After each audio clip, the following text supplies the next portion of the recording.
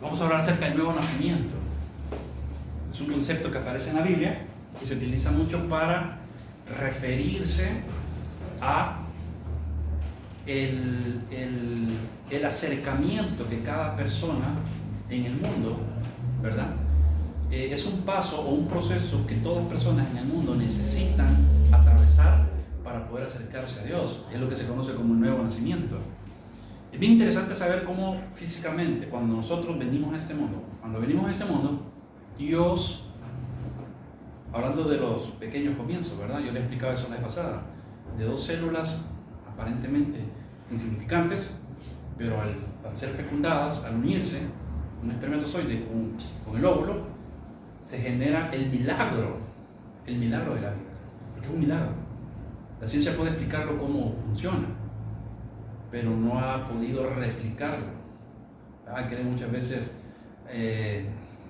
desarrollar la clonación y hasta este momento no han podido. ¿Por qué? Porque es un milagro divino. Entonces es algo que tal vez la ciencia ha descubierto cómo el proceso se desarrolla de gestación, de la formación de un bebé en el vientre de su madre, pero es algo que no se puede replicar.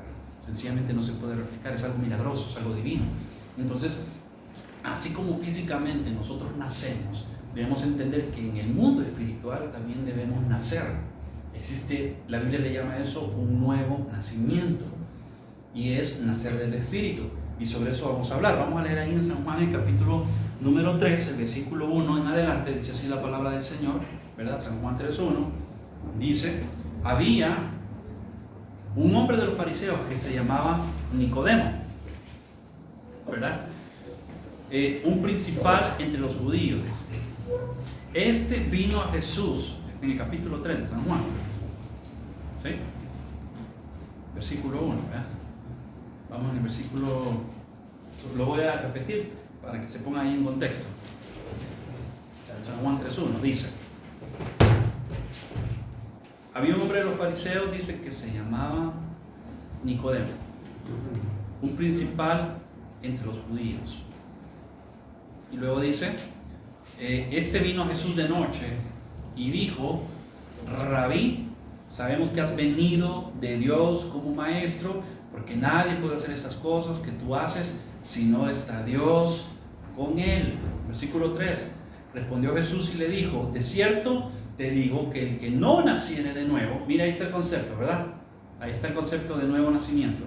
Que el que no naciere de nuevo, primero le dice, no puede ver el reino de Dios. Versículo 4: Nicodemo le dijo: ¿cómo puede un hombre nacer siendo viejo?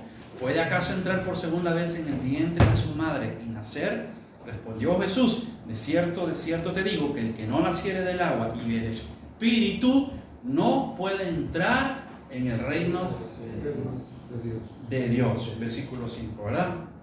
Note, primero le dijo ver, aquí le dice entrar. Versículo 6: lo que es nacido de la carne, dice la palabra, ¿verdad? Carne es. Y lo que es nacido del Espíritu, Espíritu es. No te maravilles de que te digo es necesario, ¿verdad? De que te digo es necesario nacer de nuevo. Esa palabra necesario, quiero que en su mente le ponga un énfasis muy grande, porque aquí está hablando no de una opción, sino de una necesidad. Dice, o sea, es necesario nacer de nuevo. El viento sopla de donde quiere y oye su sonido, mas ni sabes de a dónde viene ni a dónde va. Así es todo el que es nacido del Espíritu. Respondiendo Nicodemo le dijo: ¿cómo puede hacerse esto? Respondió Jesús y le dijo: ¿eres tú maestro de Israel y no sabes esto? De cierto te digo que lo que sabemos hablamos y lo que hemos visto testificamos, y no recibís nuestro testimonio. Si os he dicho cosas terrenales y no creéis, ¿cómo creeréis si os dijere las celestiales? Nadie subió al cielo, sino el que descendió del cielo, el Hijo del Hombre, que está en el cielo. Y como Moisés levantó a la serpiente en el desierto, así es necesario que el Hijo del Hombre sea levantado, para que todo aquel que en él cree no se pierda, mas tenga vida eterna. Hagamos ahí una pausa entonces. Mis hermanos, un hombre llamado Nicodemo. Veamos, estudiamos un poquito la historia. Resulta que Nicodemo era uno de los principales maestros de la ley. un hombre que tenía conocimiento, un hombre que, mire, el título de maestro en la cultura judía no era un título que se le atribuía a cualquier persona. A Jesús de alguna manera le llamaban maestro, pero la gente muchas veces cree tradicionalmente de que Jesús era un simple carpintero. Y sí, de profesión o oficio, Jesús se ganaba la vida siendo un carpintero, es cierto. Pero, digámoslo de esta manera, académicamente, el título de maestro se le daba solo a aquellos que habían sido instruidos, ¿verdad? Que habían sido educados, formados en las escuelas, digámoslo así, de teología de esos tiempos. Entonces los judíos tenían sus escuelas de teología, tenían sus seminarios, sus procesos de formación, que no eran cuestiones de mesecitos, sino que eran años, ¿verdad? Tomaba años. Entonces Jesús había sido instruido.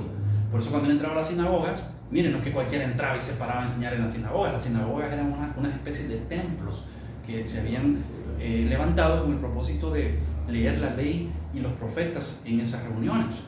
Entonces no cualquiera se paraba a enseñar sobre la ley en las sinagogas. Sin embargo, Jesús entraba con libertad y extendía la ley, los pergaminos donde estaba la ley, y él daba reflexiones, enseñanzas. Por eso le decía maestro, pero no solo porque enseñaba, sino que porque tenía las credenciales, lo vamos a decir de esa manera, tenía las credenciales del contexto social, ¿verdad?, del contexto académico que exigía esa cultura para poderse, ¿verdad?, autodenominar maestro, no era que cualquiera.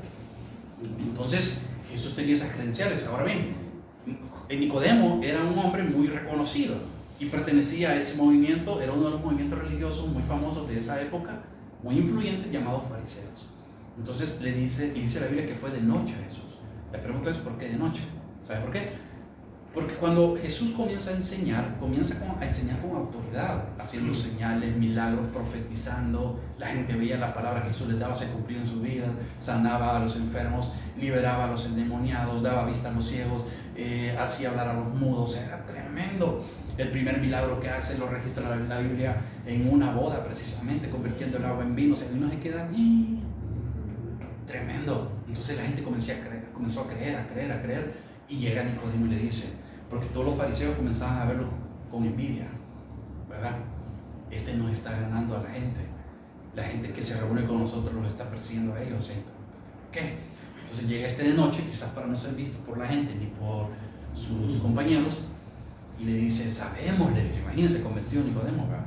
O sea que entre ellos murmuraban, entre ellos platicaban, y posiblemente algunos de ellos decían, no, quizás sí, este está respaldado por Dios. Otros decían no, porque algunos le atribuían que Jesús hacía los milagros que hacía por Belzebú, que es el príncipe de los demonios.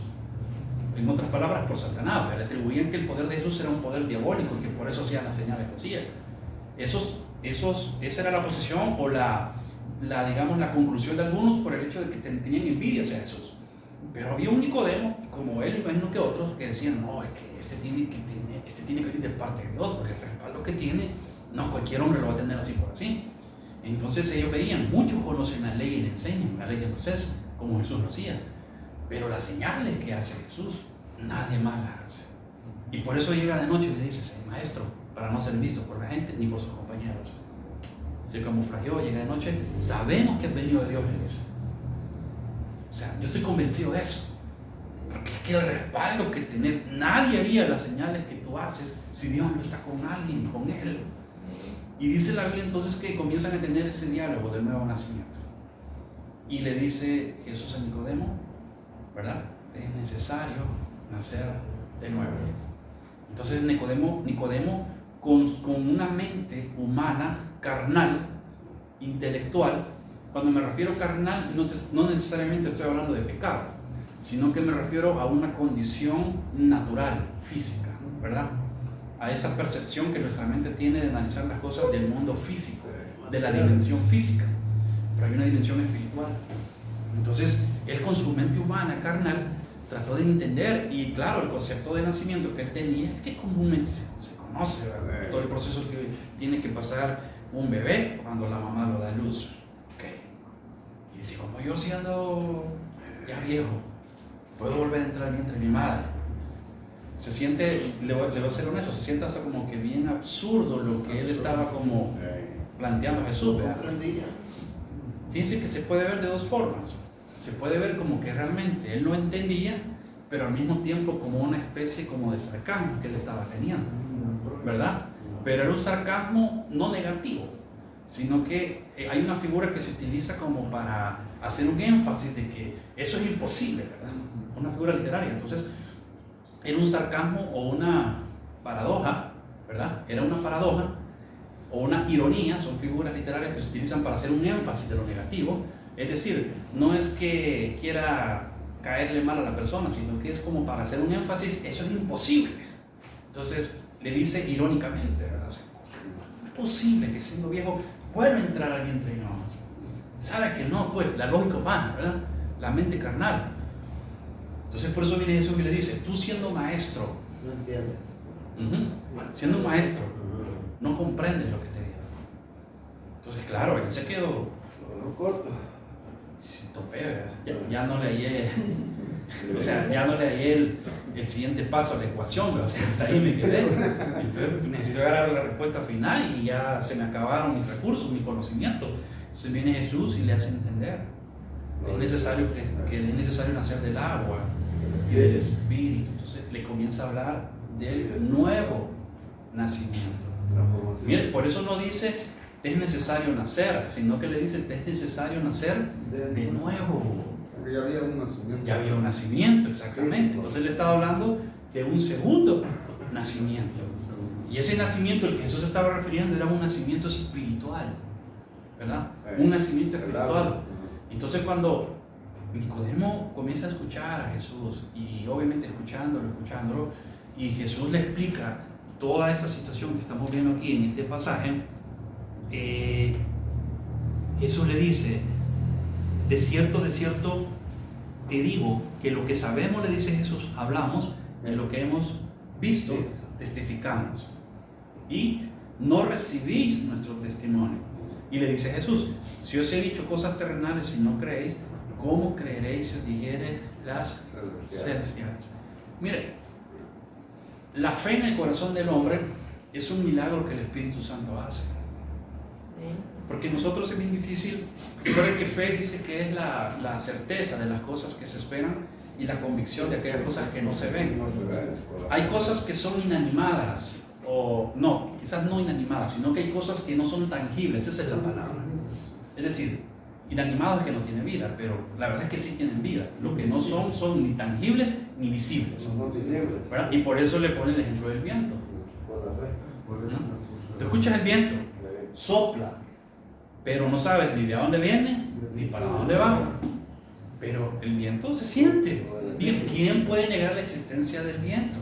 Nadie. Ahora, ¿alguna vez lo ha visto? No se puede ver el viento, ¿verdad? Pero sabemos que está en la atmósfera, existe, está, lo sentimos, lo podemos físicamente lo podemos sentir. Escuchaba a un predicador decir este ejemplo en otra ocasión. ¿Alguna vez usted ha visto un dolor de cabeza, por ejemplo? O sea, un dolor de cabeza no se puede ver. El amor no se puede ver. El amor no se puede ver, exacto, por lo menos lo que se puede sentir, ¿verdad? Sí se manifiesta de alguna manera con las actitudes, pero de verlo como tal es algo intangible, ¿verdad? Es algo inmaterial, es algo no visible. Sin embargo, Jesús le dice, así es el que nace de nuevo, ¿verdad? Es algo que a simple vista no se puede ver. Cuando una persona recibe a Cristo en su corazón, nace de nuevo, porque permite que Jesús venga a su corazón y entonces despierta el espíritu, hace renacer el espíritu de esa persona y ahí comienza un nuevo nacimiento. Entonces eso aparentemente en la persona no se ve, no se nota. Con el tiempo se va notando en el cambio de sus actitudes, su comportamiento, su forma de hablar, obviamente los cambios internos, eso muchas veces no se ven. Entonces hay transformaciones que ocurren en nuestra vida, mi hermano, y son transformaciones, son renaceres espirituales que no los vamos a ver a simple vista, pero algo está pasando aquí, como la palabra que estaba declarando ahorita. Cualquiera diría, ¿cómo va a pasar eso? Claro, físicamente ahorita no lo vemos, pero espiritualmente esa palabra ya se desató, tiene un efecto en sus vidas, en esto que estamos viendo. Después esa palabra va a tener un fruto cuando ya las cosas se vean manifiestas. Entonces así es el cambio en la vida de un cristiano. El primer paso es nacer de nuevo. Mire lo que dice San Juan capítulo 1. Vamos a ir a San Juan capítulo 1, siempre hay que retroceder solo una paginita. El versículo número 12. Vamos a leer el 11. Dice el 11: a lo suyo vino y los suyos no le recibieron. Versículo 11, ¿verdad? Luego dice el 12: más a los que le recibieron, a los que, ¿qué dice? Creen. ¿A quiénes? A los que creen en su nombre, les dio potestad de ser hechos hijos de Dios. Hagamos una pausa y miren qué interesante, porque este versículo se conecta y está relacionado a lo que estamos hablando aquí en el capítulo 13, capítulo 1, capítulo 3. El mismo escritor, el mismo autor, San Juan. Entonces, allá está hablando del nuevo nacimiento, pero también está hablando que así como el viento, ¿verdad? Es algo que no se puede ver, pero se sabe que está pasando porque se puede sentir. Así es el nuevo nacimiento. Para eso se necesita fe. Fe para poder creer aquellas cosas que a la simple vista no son, ¿verdad?, perceptibles, pero que en nuestro espíritu sí están ahí. Sabemos, estamos convencidos de que están ahí. Dice la Biblia que la fe viene por el oír la palabra de Dios. ¿Por qué es tan importante congregarnos? ¿Por qué es tan importante escuchar mensajes bíblicos? ¿Por qué es tan importante leer la Biblia todos los días? Porque la palabra de Dios es lo que alimenta nuestra fe, nuestra fe, nuestra fe, nuestra fe. Mire, si nosotros todos los días nos tomamos unos minutos para estudiar la palabra de Dios y somos fieles congregándonos, ¿en qué nos beneficia? Bueno, en muchas formas, pero una de las tantas maneras es que nuestra fe se fortalece, nuestra fe se alimenta, nuestra fe se nutre. Por lo tanto, vamos a ir como personas de fe. La mayor parte del tiempo, cuando nosotros encontramos personas negativas en la vida, pueden estar en una crisis, pero pesimistas, negativas, ven lo peor, ¿verdad? Ven la luz al final del túnel, ¿verdad? Y muchas veces la luz al final del túnel, para la gente de fe, ¿qué significa? Viene mi respuesta, ¿verdad? Todavía no llega, pero ya casi llega. Una persona de fe lo ve de esa manera. Un pesimista no. Un pesimista piensa que la luz al final del túnel es el tren que viene para atropellarlo. O sea, ya aquí me acabé, o sea, aquí terminó todo para mí, pero no sé si se ha topado con ese tipo de personas. Y todo lo ven, o sea, todo. Cuando dice la palabra del Señor que a los que aman a Dios, todo obra para bien. Mire, o sea, de una crisis, claro, las crisis se sienten, ¿verdad? Lo afectan a uno, lo tocan muchas veces, le mueven el tapete a uno, pero entonces en medio de eso uno viene y descansa en las promesas de Dios. Y uno dice: Señor, en medio de esto, algo tú vas a hacer, ¿verdad? Si mi crisis es de salud, si mi crisis es financiera, si mi crisis es familiar, o sea, si mi crisis es un problema legal, algo vas a hacer, Señor. Algo tú vas a hacer. Pero no de verlo todo así, mi hermano, como que, le pongo un ejemplo, ahorita el terremoto que recién hubo en Haití, creo que fue el día de ayer, ¿verdad? Es de 7 puntos, ¿cuánto fue? 7.5. Tremendo. Yo estaba en unos videos ahí en redes, y qué triste, o sea, es duro.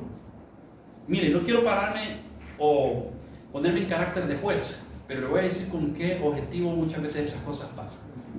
Primero, está profetizado. Jesús lo anunció. Terremotos. Íbamos a ir de guerra, rumores de guerra, la situación que está dando ahorita en Afganistán. Documentos un poquito acerca de eso. Le había platicado a mi hermana Ruth de unos youtubers que están en noticias, que estaba escuchándolo justamente ayer en la noche, hablando de la situación que está dando ahorita en el Medio Oriente, nuevamente con Afganistán, con este movimiento de los talibanes. La Biblia dice: oiréis de guerra, rumores de guerra, habrán hambres, terremotos, pestes, la pandemia que estamos viviendo, ¿verdad? Estado de luto prácticamente 2 noches. El pastor Rafael Ayala fue un pastor con el que recientemente estuve trabajando, un hombre de 51 años de edad. 51 años de edad, mi hermano, o sea, 51 años de edad, imagínense. Y con él comimos juntos, se subió en mi carro, un hombre tan noble, generoso, las veces que vino aquí al país, y lo iba a dejar a su casa porque nos reuníamos a platicar, la casa donde él se hospedaba aquí, y pasamos por la gasolinera, me dice: quédate aquí, y vaya, y siempre yo le venía contando eso ayer a unos amigos, me fuleaba siempre el carro, la gasolina, un hombre apoyando orfanatos, apoyando, él era pastor en Estados Unidos, tenía su ministerio en Estados Unidos, pero con diferentes iglesias en otros lugares, en otras naciones, bajo la cobertura de él. Y un corazón tan generoso, tan noble, un hombre proyectándose a cosas grandes en el futuro. Y yo decía: wow, Dios lo lleva con todo. Cuando supimos que estaba enfermo, lo primero que uno cree y piensa es: bueno, es un hombre de Dios, Dios lo va a levantar, va a salir de esta crisis como otros lo han hecho. Note, La fe nunca tiene que rendirse. En los peores momentos tenemos que esperar siempre lo mejor. Ahora, Dios en su soberanía decide llevárselo. Bueno, contra eso no podemos hacer nada. Pero el trabajo de uno es creer hasta el último momento, ¿verdad? Entonces, Dios se lo lleva. Y se ha sido tristeza en el corazón, por supuesto, para nosotros. Pero Él está gozando en la presencia del Señor, ¿verdad? Y cualquiera pensaría, murió de COVID, o sea, qué triste, ¿verdad? Qué triste, o sea, ¿por qué? Es que este COVID está matando a la gente. Podemos verlo de esa manera, pero ¿sabe qué ocurre? Esta pandemia es una de las señales de que Jesús, la venida de Jesús a la tierra está más cerca que nunca. Las señales tienen que cumplirse. Mire, mi hermano, nos guste o no nos guste. O sea, a veces, yo le soy honesto, yo cuando estaba chiquito recuerdo como yo crecí en el Evangelio, ¿verdad? Y la iglesia donde nos llevaban mis papás, a mí desde niño me gustaba entrar a los cultos, desde los 10, 11 años, escuchaba predicaciones, me gustaba entrar a veces a los cultos. Y a veces cuando se tocaban temas así, a mí me daba miedo. Yo decía, uy, que hablen de las cosas del futuro, ahí todo eso va a acontecer y qué horrible, y me daba miedo, claro. Yo todavía no había recibido el Espíritu Santo en mi vida. Cuando uno crece, madura, recibe el Espíritu Santo, entonces uno comienza a ver que son situaciones que se tienen que cumplir, aunque a uno le guste o no, aunque a uno le agrade que hablen de eso o no le agrade que hablen de eso, pero la palabra se tiene que predicar, pero uno siente la seguridad de que como, bueno, el Espíritu Santo está conmigo, de algo estoy convencido, ¿okay? Que independientemente fuera ahora o mañana, yo estoy en la presencia de Dios en ese mismo momento, en ese mismo instante, ¿verdad? Entonces, viene esto de Haití, lo que le quiero decir es esto. Entonces, mucha gente es como que, qué trágico, pero miren, todo pasa por una razón. ¿Sabe que Haití, además de ser el país, creo que, no sé si todavía sigue siendo el país más pobre en las estadísticas, ¿verdad? A nivel del mundo, a pesar de que si no es el más pobre, uno de los más pobres, uno de los 2 o 3 más pobres del mundo, mire, Haití es la cuna de la santería. No sé si sabía eso. Hermano, ahí practican santería por doquier. O sea, se imagina la cantidad de altares satánicos de santería que existen en ese país. Y sabes, hay uno de los pecados que a Dios más le deshonra y le desagrada. Es la idolatría. Es la idolatría.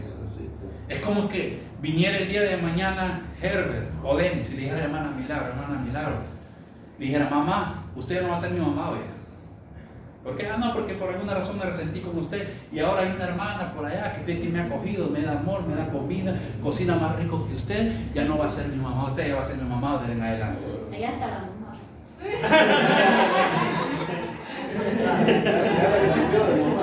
Entonces viene ella, ¿cuál sería su reacción?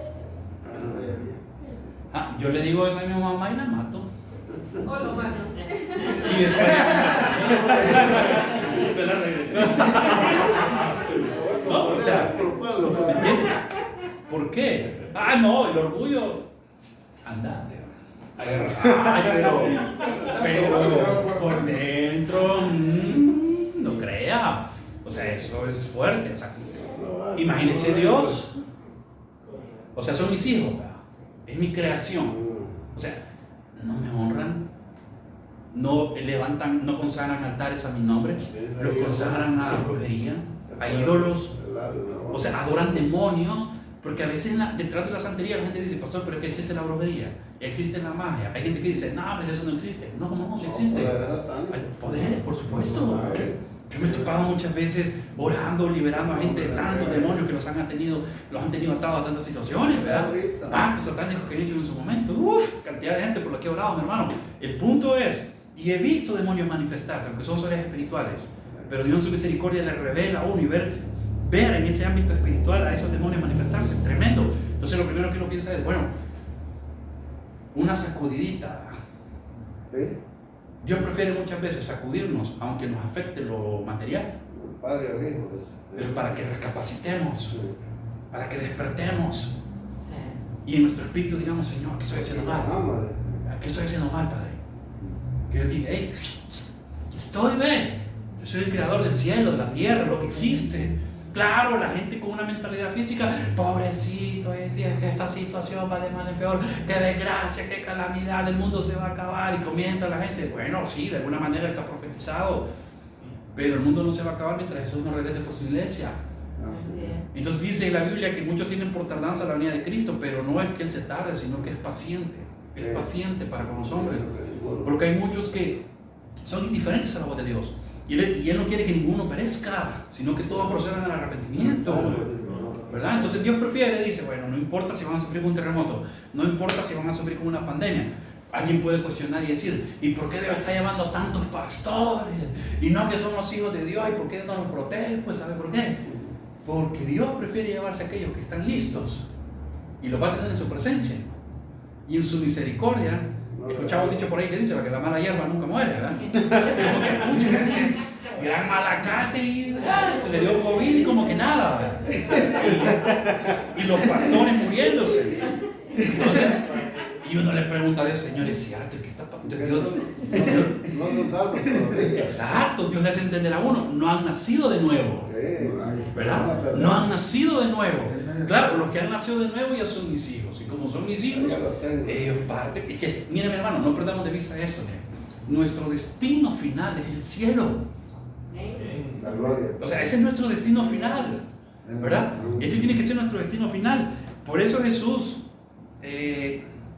no regrese al versículo, solo se lo voy a leer yo. Le dice en el capítulo 3, en el versículo 12, si os he dicho cosas terrenales y no creéis, ¿cómo creeréis si os dijere las celestiales? Note, está hablando de un reino. Por eso les dice primero, os es necesario nacer de nuevo, ¿para qué? Escuchen acá. Primero, para ver el reino de Dios. ¿Os es necesario nacer de nuevo para qué? Segundo, para entrar en el reino de Dios. ¿Verdad? Para entrar en el reino de Dios. Y lo tercero, mi hermano, ¿por qué es necesario nacer de nuevo? ¿Sabe para qué? Para experimentar el reino de Dios. ¿Cuándo nosotros vamos a experimentar a plenitud el reino de Dios? ¿Cuándo? Cuando partamos de este mundo.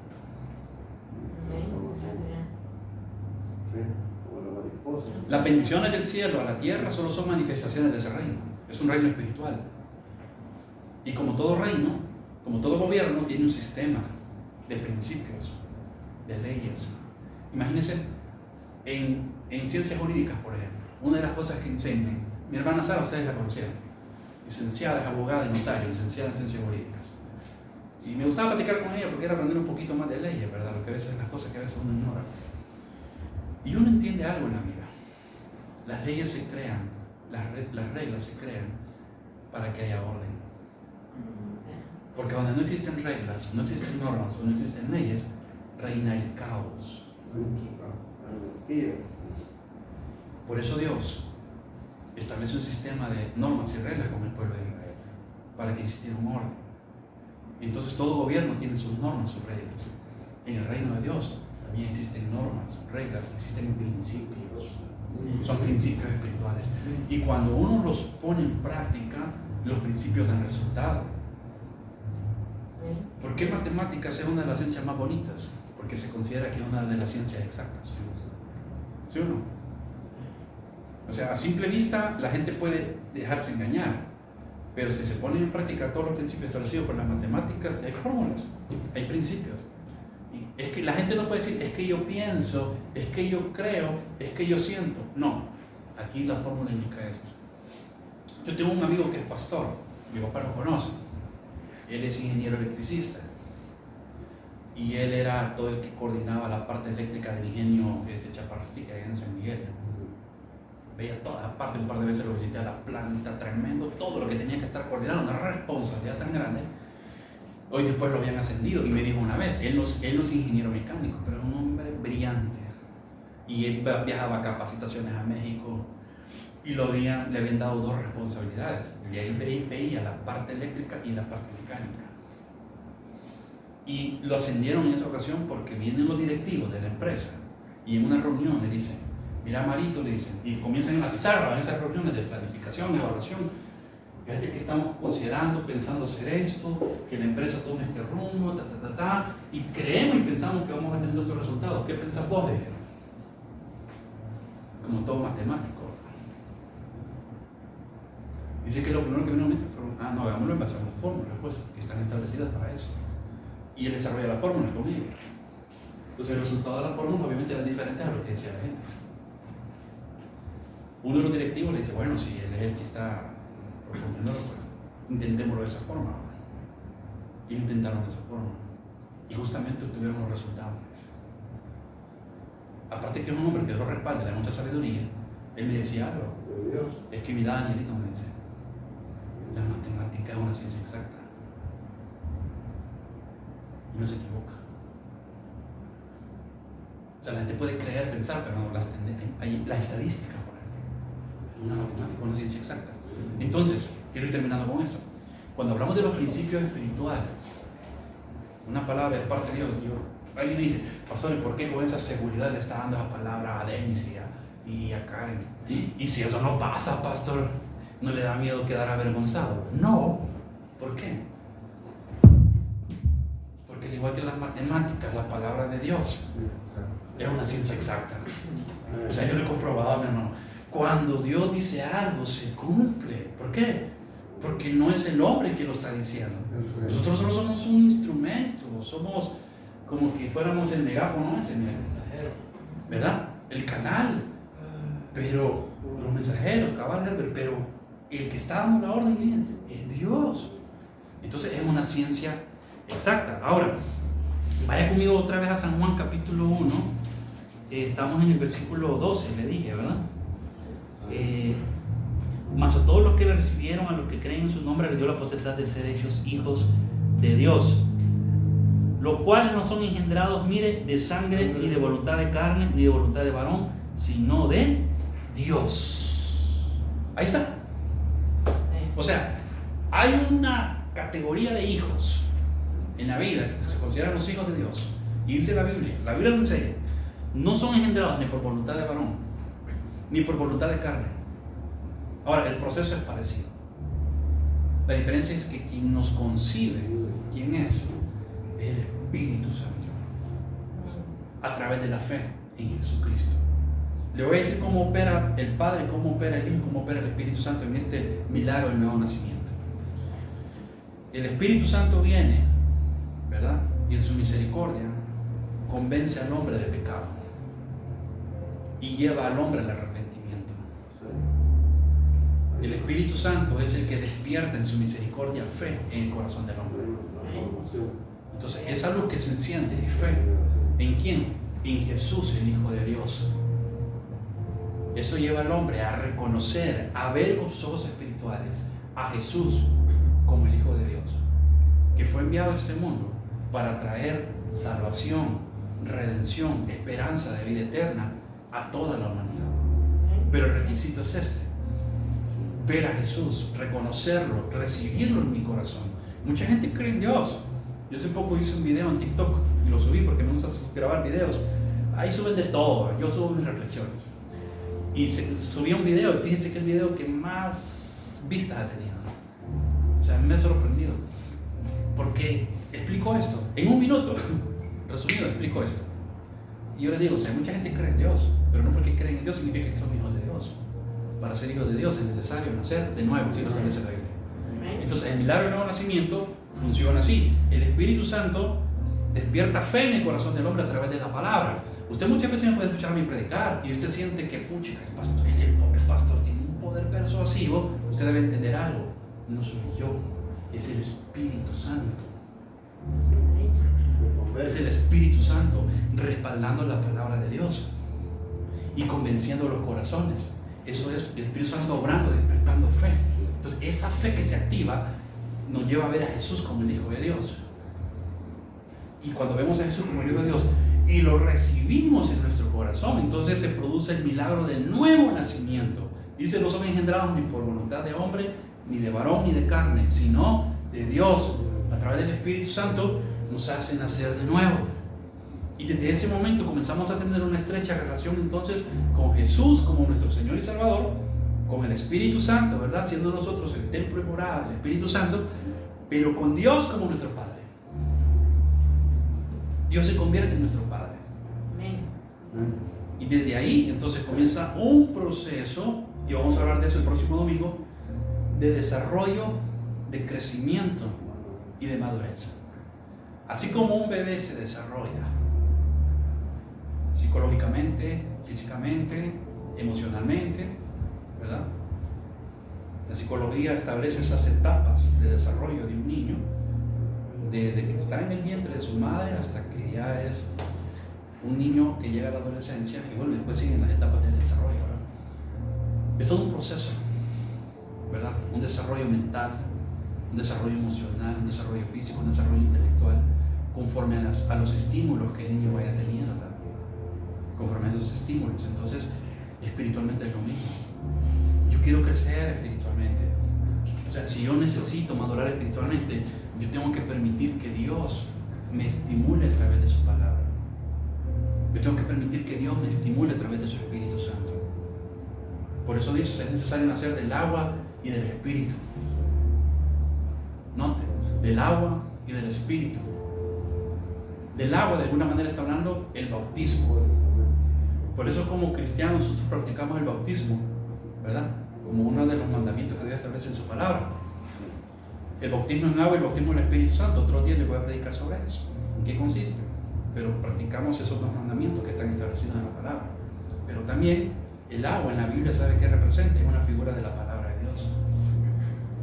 Entonces nosotros nacemos también por la palabra.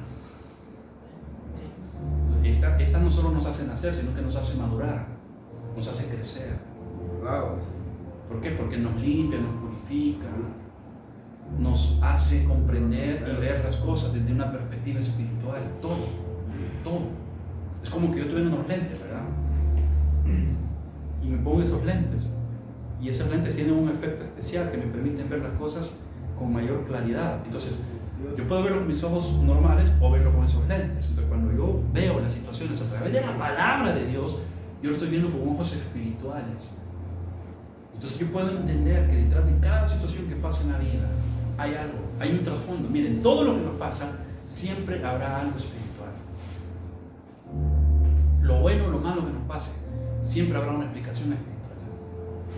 Por eso, nacer del Espíritu es, concluyo con esto, empezar un proceso de desarrollo y crecimiento espiritual. Es caminar en el Espíritu, es andar en el Espíritu. Y no solo con los ojos de la vista. Por eso dice de la vista física, ¿verdad? Sino espirituales.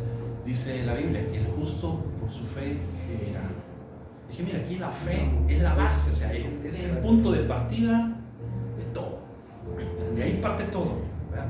Parte de la fe. Es como en la matemática, 4 operaciones principales, sabemos que es la suma, la resta, la multiplicación, la división. Eso es de lo más básico que existe. Se lo enseñan a uno como creo que en cuarto grado. O en qué, no me acuerdo ni en qué grado le enseñan a uno, sumar, en tercero, en segundo, ya hace años que ya por eso. Ahorita cómo está con la niña.